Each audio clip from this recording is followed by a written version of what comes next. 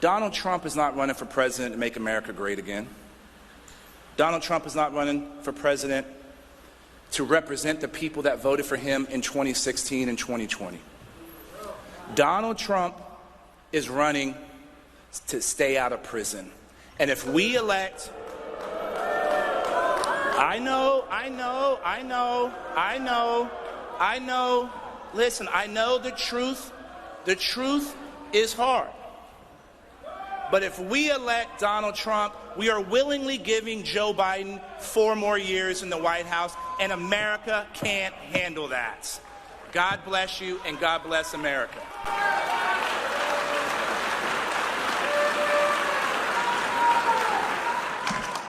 Hey there, guys. So I want to talk about yet another never-Trumper neocon running for president that no one has ever heard of. So we've got former Texas Congressman William Hurt, who apparently was a CIA secret agent, for lack of a better term. Well, clandestine officer, I guess there is a better term, which I honestly can't believe from listening to the guy talk. So here's where we're at. Obviously, some would probably label him as deep state, through and freaking through. But all of us would probably agree that he is, without a doubt, he's establishment elite. This is what establishment elite looks like. And now, news to literally everyone but him, I guess, he's running for president. And his strategy, like Chris Christie, who disappeared before him, seems to be attacking Trump. But here's the thing. It is not going well, man. In fact, during the GOP event in Iowa, he literally got booed right off the stage, which I have never seen before. So, really what I think we have here is the Democrats and their media mouthpieces. They seem to be convincing and urging a lot of these unknown GOP to go after Trump and thinking that this will somehow weaken him. And it's an odd strategy for sure. It's as if, these people have not been watching Trump basically behave like a video game level boss and get stronger and stronger with literally every single attack. It's been happening for 8 freaking years now. And these people are not at all paying attention. And, these GOP candidates, man, they're falling right in line with it. But no surprise to us, it hilariously and epically is failing. It is just not working. And I don't think, I will not be talking about Hurt too much more after this. I don't think, he might surprise us, but I thought this was worth covering mainly just because it's pretty funny and it's a really, really telling moment, showing that going on the attack against Trump, it might not be the winning strategy that some believe it is and historically has been in politics. It's really doing the work of the mainstream liberal media for them. Let me know in the comments what your thoughts are on this. Is attacking Trump a wise move, or does it only make him stronger? Just as there is no real precedent for Donald Trump's attempted coup in American history, there's also no real precedent for an ex-president facing multiple criminal indictments while he is seeking a second term in the White House. To me, it seems pretty obvious that the other 2024 Republican candidates might want to jump on these charges. You'd think that some of his opponents would want to try and maybe land a punch or 2 or 5 on the frontrunner, or maybe they would want to speak up simply because it's the right thing to do. Wouldn't that be nice? Since when has standing up for American democracy been a partisan thing anyway? Never really has been before the last couple of years. But Trump's opponents clearly do not see it that way.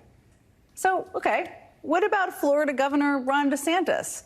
The guy who most political strategists still say maybe there's a chance, a path of him taking out Trump. What did he have to say?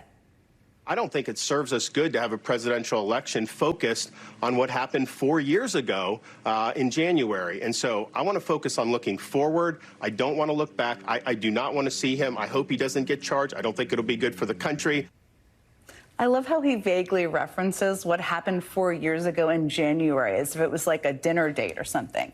You know what's bad for the country, Governor DeSantis? When Republicans refuse to call out the actions of someone who tried to overturn a Democratic election.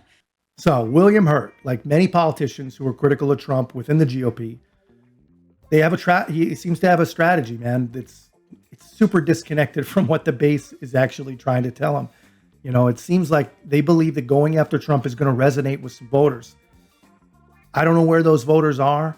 I'm not aware of what makes this people believe like this, because it is having the opposite effect, and it's had the opposite effect every time.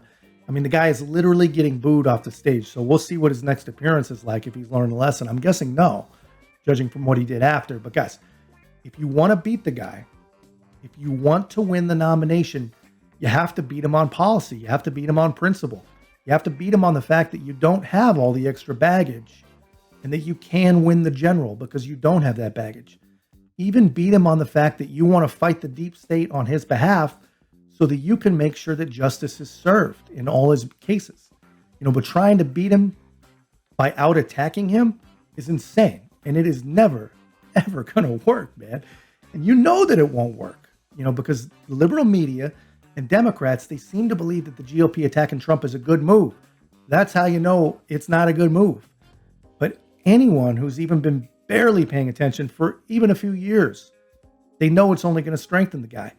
So rather than focusing on Trump, man, I'm still waiting for people, in the government and in media to address issues like Joe Biden's overseas business dealings, allegedly, like our border situation, like the economy, like inflation. All of these things are critical concerns to literally everyday Americans. All this talk about Bidenomics and 13 million jobs created, the Dow setting records.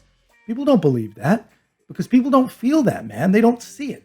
And the fact that some Republicans are so focused on Trump rather than the real issues at hand is playing right into the hands of the Democrats, man, and the liberal media.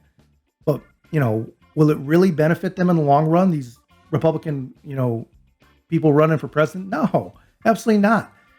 But anyway, getting back to William Hurt, his reaction after being booed off stage just proves the disconnect. He literally ran with his tail between his legs to the mainstream liberal media to whine and complain. He could not get there fast enough. And you got to see this, man. But before I show it, guys, thanks to everyone that's been subscribing and leaving such positive comments. We really appreciate the support. If you haven't already, please help us with the algorithm. Help us crush this thing and get our message out to as many people as possible. Please make sure to like, comment, subscribe, and most importantly, share the channel. Every time you do one of these things, the leftists will lose their wings, I promise. Well, former Republican Congressman Will Hurt of Texas joins me now.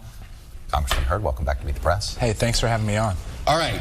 You knew what you were doing when you went into that room. That was a prepared thing you did, not off the cuff. The reaction you got, was it as expected?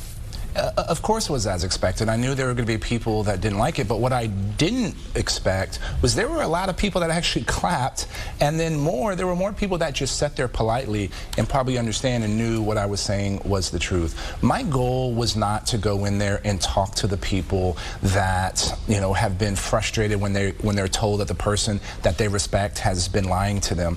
I was there to talk to the people that believe in personal responsibility, that believe character matters, that believes service matters, that believes that the United States has a role in the world and it's important to us back here at home.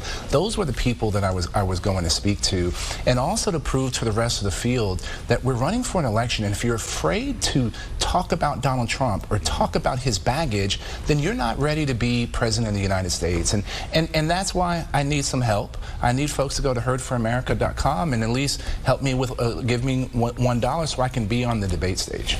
We now have 74 additional criminal charges, plus that civil defamation statement from another court. None of it has mattered to Republican voters. Why? Well, I don't know why the part of the population that supports Donald Trump. I will say this race will tighten when we get closer to an election. That's what always happens in elections. The place that it is mattering is with independents and conservative Democrats that are frustrated with Joe Biden. If the Republican Party puts Donald Trump forward as our nominee, we will give 4 more years to Joe Biden on purpose. You said in the lead-in, nobody wants to see this rematch. People are looking for something different.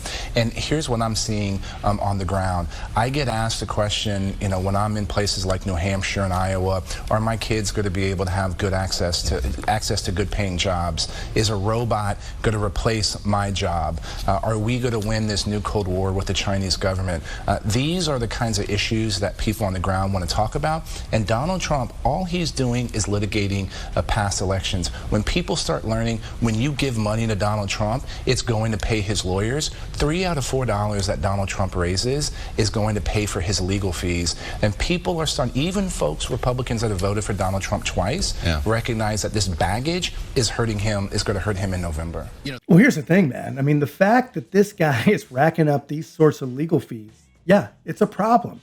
But it's a complicated problem. You can't just say that the federal government is attacking the man and he's using the money to defend himself while ignoring why it is that the federal government is actually attacking the guy.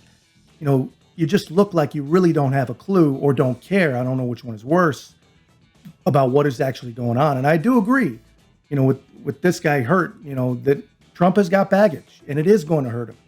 It is going to be an insane drag in the general. And I don't know what's going to happen. He might not be able to beat anybody but Biden.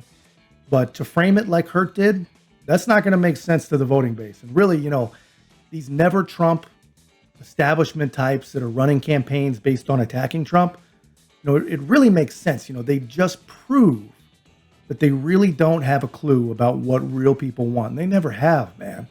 You know, what real people see and what real people believe that they need.